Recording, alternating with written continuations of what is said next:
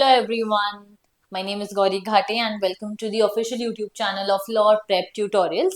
This is our series on Indian Express Explained. In this series, we go through important Indian Express Explained articles published throughout the week और उन सब में से आपकी CLAT preparation के लिए जो जो आर्टिकल जरूरी होते हैं उनको हम कलेक्ट करते हैं और उन पे इम्पोर्टेंट एक्सप्लेनेटरी लेक्चर्स फॉर्मुलेट करते हैं आपके लिए. So today's lecture is on Rani Lakshmibai's death anniversary, how the Queen of Jhansi became an enduring nationalist icon. ठीक है? Why is this topic important for us? पहले ये डिस्कस कर लेते हैं. So अगर आप कंसोर्शियम ऑफ NLUs मतलब वो बॉडी जो क्लैट एग्जाम कंडक्ट कराती है, अगर आप कंसोर्शियम ऑफ NLUs की वेबसाइट पे जाएं और देखें कि जीके और करंट अफेयर्स के लिए क्या क्या सिलेबस है, तो ऑफिशियली कंसोर्शियम ने आपके सिलेबस को 4 पार्ट्स में डिवाइड किया है. एक आपका हो जाता है कंटेम्प्रेरी अफेयर्स जो इंडिया से रेलिवेंट है, डोमेस्टिक और इंटरनेशनल. ठीक है, इसमें हमारे करंट अफेयर्स जैसी चीजें हम डिस्कस करते हैं. एक आता है आर्ट एंड कल्चर, एक आता है international affairs and fourth one is historical events of continued significance, मतलब ऐसे हिस्टोरिकल इवेंट्स जो आज भी सिग्निफिकेंट हैं.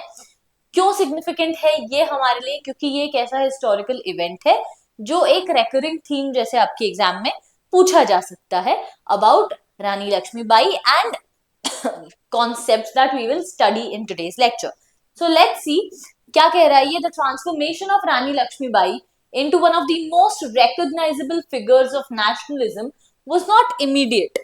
मतलब immediately 1957 से ही इनको एक फिगर ऑफ क्या बोला जा रहा है, फिगर ऑफ नेशनलिज्म, ये नहीं माना जा रहा था.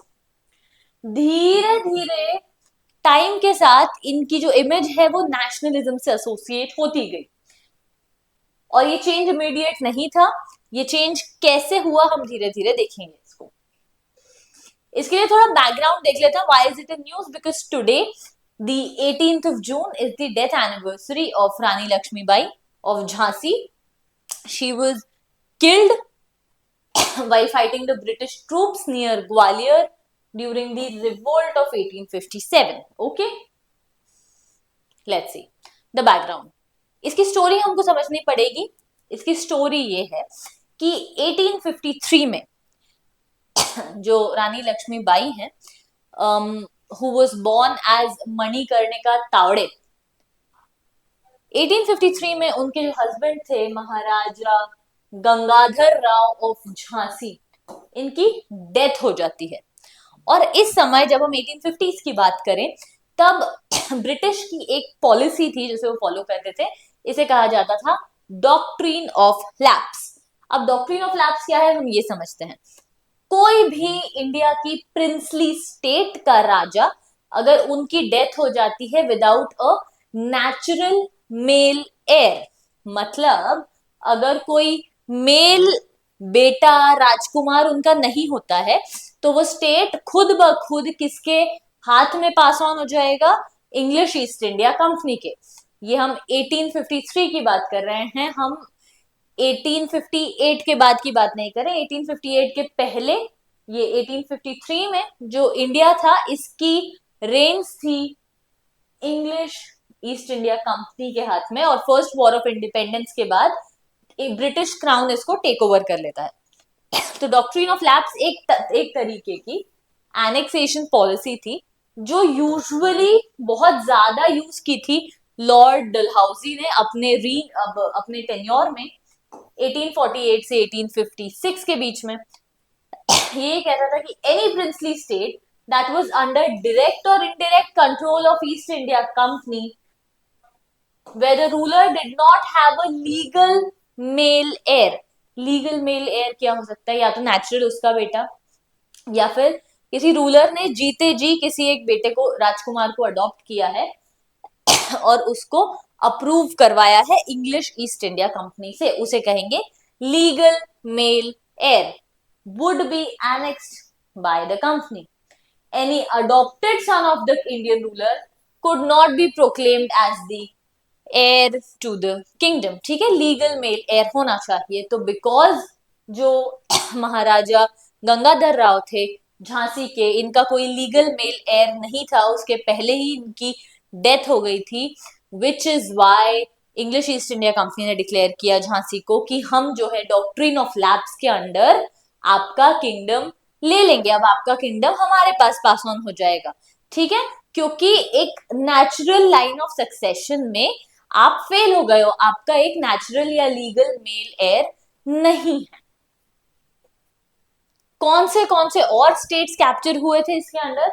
सातारा, जयपुर और संबलपुर, बागट, उदयपुर, झांसी और नागपुर। नागपुर के राणोजी भोसले थ्री की डेथ के बाद जब उनके भी कोई नेचुरल मेल हेयर नहीं थे, ये मराठा एम्पायर जब हम पढ़ते हैं तो मराठा एम्पायर के बाद मराठास जो अलग अलग ब्रांचेस में डिवाइड हो जाते हैं, उनकी दो ब्रांचेस हम देखेंगे। एक हमने भोसलेज ऑफ नागपुर देखे, जिनकी डेथ के बाद Nagpur under doctrine of lapse pass on हो गया था ब्रिटिश को।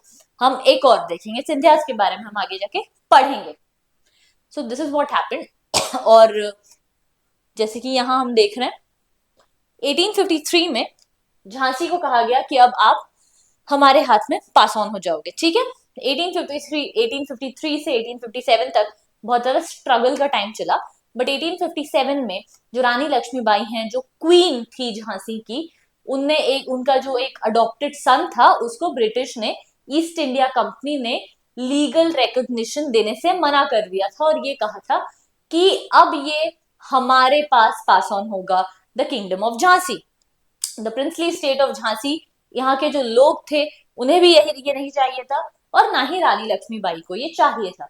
So she decided that she will fight for her kingdom and she will fight for the rights of her adopted son. तो इसीलिए she takes up arms and she starts fighting and contributing to the first war of independence उनकी तरफ से, क्योंकि she felt that the policy of doctrine of lapse is very unfair. इनकी लड़ाई में धीरे धीरे ये ग्वालियर तक पहुंचती हैं और ग्वालियर में इन्हें हराने के लिए सर ह्यू रोज को भेजा जाता है कि ये जो सो कॉल्ड रिवॉल्ट था उसको दबा के आए झांसी ग्वालियर के साइड में। ओके, अब क्या होता है कि इनकी मदद करने तांटिया टोपे भी आते हैं, और जब तांटिया टोपे आते हैं अनफॉर्चुनेटली ये जो ब्रिटिश ईस्ट इंडिया कंपनी है ये बैटल जीत जाती है और रानी लक्ष्मीबाई हार जाती हैं ये बैटल। और उनकी हार की एक वजह होगी जो हमने मराठा लीडर्स को देखा था, ग्वालियर की जो मराठा ब्रांच थी सिंधियास की, जो सिंधियास थे, इनने किसको सपोर्ट किया था? इन्होंने ब्रिटिश ईस्ट इंडिया कंपनी को सपोर्ट किया था, जिसकी वजह से रानी लक्ष्मीबाई की डेथ हो जाती है और वो हार जाती हैं ये बैटल। तो this was the story. However, upon her death and after the first war of 1857 was contained, the British said that जो ह्यू रोज थे, जिनको भेजा गया था रानी लक्ष्मीबाई को हराने के लिए और कंटेन करने के लिए, उन्होंने ये कहा कि here lay the woman who was the only man among the rebels. So वो इंसान जो इन्हें हराने आया था, जो इनका दुश्मन था, इनकी लड़ाई देख के, इनका करेज और इनका वैलर देख के वो भी चुप नहीं रह पाए और उन्हें भी एडमिट किया कि she was the only man among the rebels, क्योंकि उनने इतना अच्छा फाइट किया था हमारे साथ। As per the article, in consequence the queen of Jhansi took the reins of her kingdom, जो कि हम देख चुके हैं, reorganise the forces, fought the colonists, मतलब East India Company. Despite her vigorous attempt at fighting the British, she lost the battle and her life, जो कि हमने देखा कि she lost her life. However, Harleen Singh in her book The Rani of Jhansi, Gender History and Fable in India, जो इन्हें लिखी थी 2014 में. So this book was on Rani of Jhansi with a focus on gender history and folk tales, folklores, है ना, जो छोटी छोटी कहानियां हमें हमारी दादी नानी सुनाती हैं इनके बारे में। हो सकता है वो कहानियां सच हो सकता है नहीं हो, लेकिन वो हमारे कल्चर का एक पार्ट हो गई हैं, वो झांसी की रानी की आइडेंटिटी का एक पार्ट हो गई हैं। इसीलिए अब जो झांसी की रानी की इमेज है, धीरे धीरे it starts moving towards nationalism. वो ये कह रही है कि अ फिगर ऑफ लॉस, मतलब उनने काफी कुछ लूज किया। She lost her kingdom and her life, she lost her family and she died in the battle, but she also became a legendary figure in Indian history. So she's not known by her losses. She's known by the strength of her character because she refused to back down and she fought an army way stronger than hers. The article goes on to talk about the nationalist reimagination of Rani of Jhansi. In the years following her death, the figure of Queen of Jhansi became legend with immense potential. ये हरलीन सिंह ने अपनी book में describe किया है कि she is India's one of the greatest heroines. अगर हम पूरे इंडिया की कोई लेजेंडरी क्वींस को देखा जाए, अगर टॉप 5 भी बोलेंगे तो झांसी की रानी हमारे मन में सबसे पहले आएंगी ही। So she was India's greatest heroines. Her life and martyr-like death were easily transformed into myth and oral traditions. अब यहाँ हरलीन सिंह इसको मिथ कह रही हैं, मैं मिथ नहीं कहना चाहूंगी, बिकॉज जब भी हम ऐसे किसी ट्रेडिशनल कहानी की बात करते हैं, उसको मिथ कहना या उसको मिथ्या कहना, उसकी थोड़ी उसकी डिग्निटी को कम करना होगा। ओके तो हो सकता है कुछ कहानियां झांसी की रानी के बारे में ट्रू ना हो, बट उसको हम मिथ नहीं कह के फोकलोर कह सकते हैं। From the late 19th and early 20th centuries onwards, her name came to be immediately connected with Indian nationalism. This was a period when nationalist movement in India was picking up. तो जैसे जैसे India में nationalist movement आगे जाता जा रहा था, move करता जा रहा था, वैसे वैसे झांसी की रानी को एक नेशनलिस्ट फिगर से कनेक्ट किया जा रहा था, because her story acted as an inspiration for common people. And leaders were on the lookout for historical figures who could repeat resistance to colonial rule, क्योंकि एक बार ये colonial rule को resistance दिखा चुकी थी. Lakshmibai provided an proved ideal in this regard, क्योंकि because unlike several other princely rulers who cooperated with the British, for example the Scindias, she symbolized resistance and sacrifice. तो जब national movement की बात आई तो हमें रेजिस्टेंस और सैक्रिफाइस बहुत important virtue हो गए इंडिया में नेशनल मूवमेंट के. तो जब हमें इंस्पायर करना था रेजिस्टेंस और सैक्रिफाइस, तब हम स्टोरी लेके आते हैं झांसी की रानी की. और धीरे धीरे उनका रिप्रेजेंटेशन बढ़ता गया. जैसे 1930 में झांसी की रानी कविता लिखी गई सुभद्रा कुमारी चौहान द्वारा.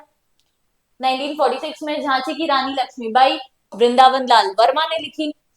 1956 में झांसी की रानी महाश्वेता देवी ने भी लिखी. 2008 में the making of Indian nationalist archive, Lakshmibai Jhansi and 1857, Prachi Deshpande का ये एक रिसर्च पेपर है. और साथ ही जब सुभाष चंद्र बोस ने इंडियन नेशनल आर्मी की रेंज टेक ओवर की, तब उनने Rani of Jhansi regiment and all women's regiment जो INA की थी, उसका नाम रखा Rani of Jhansi regiment. So आप सबने ये कोट देखा भी होगा, पढ़ा भी होगा. तो यही है सुभद्रा कुमारी चौहान की कविता की चमक उठी सन 57 में, वो तलवार पुरानी थी, बुंदे लो हर बोलों के मुंह हमने सुनी कहानी थी, खूब लड़ी मर्दानी वो तो झांसी वाली रानी थी. तो ये जो कविता है ये लिखी है किसने? सुभद्रा कुमारी चौहान ने 1930 में. तो आप देखोगे जब ये इस कविता को हम सुनेंगे तो it gives rise to nationalism within you, which is why it was written in 1930, because this poem inspired the national movement. So on 18th of June, on 18th of June 2026, let's remember Jhansi ki Rani on her death anniversary. साथ ही साथ, like always, I have some little project homework sort of thing for you. एक हमने policy देखी British की, doctrine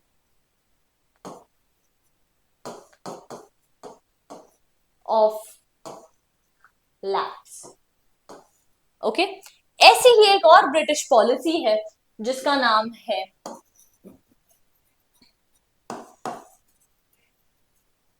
subsidiary alliance. Subsidiary alliance मैंने आपको इसी channel के इसी वीडियो में पढ़ाया तो है। अगर आप लोग कंटिन्यूअसली देख रहे हैं ये वीडियोस तो आपको पता होगा कि सब्सिडरी अलायंस में क्या क्या आता है। तो अगर आपको पता है कि what were the terms of subsidiary alliance, तो you will have to comment that in the comment section and ये आपका एक अच्छा सा रिविजन भी हो जाएगा सब्सिडरी अलायंस के लिए। ओके, तो until next time, I'll see you. All the best for your CLAT preparation. If you have any doubts, please you can enter that in the comment section. Thank you.